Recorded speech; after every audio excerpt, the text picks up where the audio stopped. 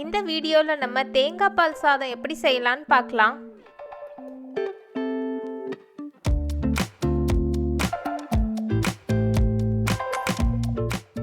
குக்கரில் 2 ஸ்பூன் அளவு நெய் சேர்த்துக்கோங்க. நெய் சேர்த்துட்டு பட்டை, கிராம்பு, ஏலக்காய், பிரியாணி இலை எல்லாமே சேர்த்துக்கோங்க.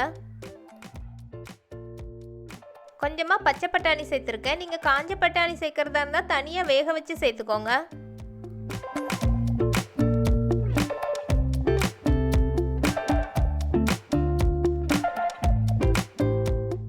கொஞ்சமாக கேஷ்யூவை 2 பீஸாக உடச்சி சேர்த்துக்கோங்க.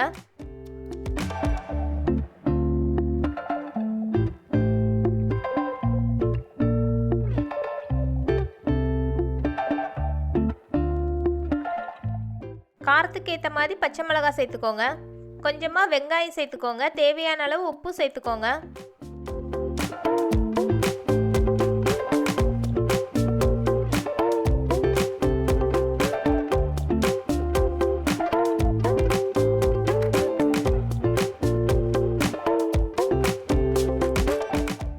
லோ ஃப்ளேமில் வச்சே நல்லா வதக்கிக்கோங்க. வெங்காயம் எல்லாம் நல்லா வதங்கணும்.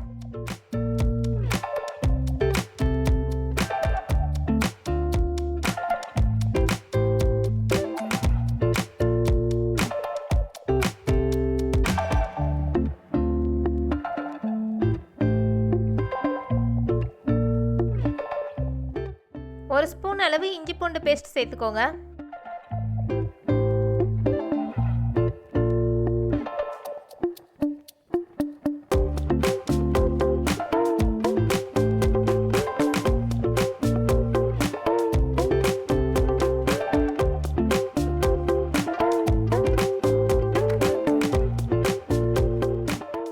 எல்லா இன்க்ரீடியன்ஸும் நல்லா வதங்கிருச்சு. இப்போ 1 கிளாஸ் அளவு ஊற வச்சிருந்த பாஸ்மதி ரைஸ் சேர்த்துக்கோங்க.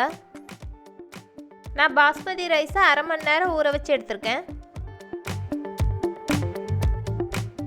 1 கிளாஸ் அளவு பாஸ்மதி ரைஸ் எடுத்திருக்கேன். அதுக்கு 2 கிளாஸ் அளவு நல்லா திக்கான தேங்காய் பால் சேர்த்துக்கோங்க.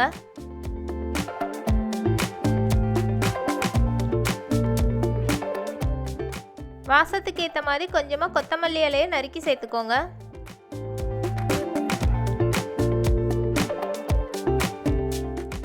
நல்லா கலந்து விட்டுக்கோங்க. இப்போ உப்பு கரெக்டாக இருக்கான்னு செக் பண்ணிக்கோங்க. குக்கரை க்ளோஸ் பண்ணி 2 விசில் வச்சு எடுத்துக்கோங்க.